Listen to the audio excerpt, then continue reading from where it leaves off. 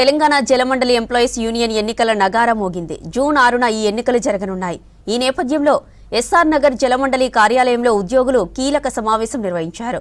2 ఏళ్లుగా పెండింగ్ లో ఉన్న ఎన్నికల నిర్వహణకు ఆదేశాలిచ్చిన సీఎం రేవంత్ రెడ్డి మంత్రి వివేక్ వెంకటస్వామిలకు కృతజ్ఞతలు తెలిపారు. ఐఎన్టీయూసీ వైస్ ప్రెసిడెంట్ రాజిరెడ్డి రాష్ట్రంలో తమ ప్రభుత్వమే అధికారంలో ఉందని, తమ ప్యానెల్ను గెలిపిస్తే ఉద్యోగుల సమస్యలన్నీ పరిష్కరిస్తామని హామీ ఇచ్చారు.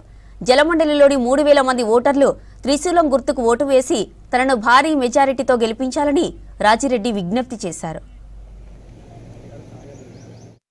వారు ఫైనాన్స్ డిపార్ట్మెంట్ తాగు ఆదేశాలు ఇచ్చి ఎల్ఓసి ఇచ్చి ఈ రోజు రిలీజ్ చేయడం జరిగింది.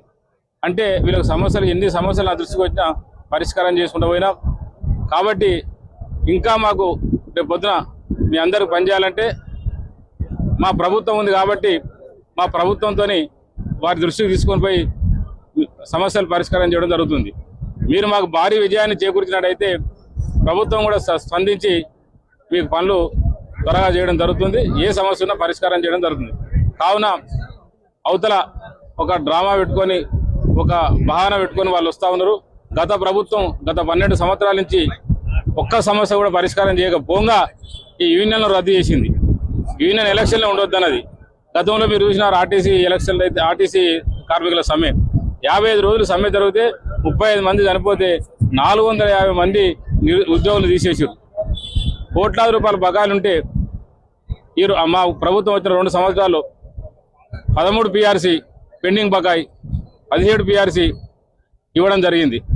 మొన్న 2021 పిఆర్సీ గురించి సమ్మె నోటీస్ ఇచ్చి సమ్మె చేస్తే 2 రోజులనే మంత్రివర్గ ఉపసంఘం వేసి మా గౌరవ ముఖ్యమంత్రి గారు పరిష్కారం చేయడం జరిగింది. మీరు అందరూ చూసినారు.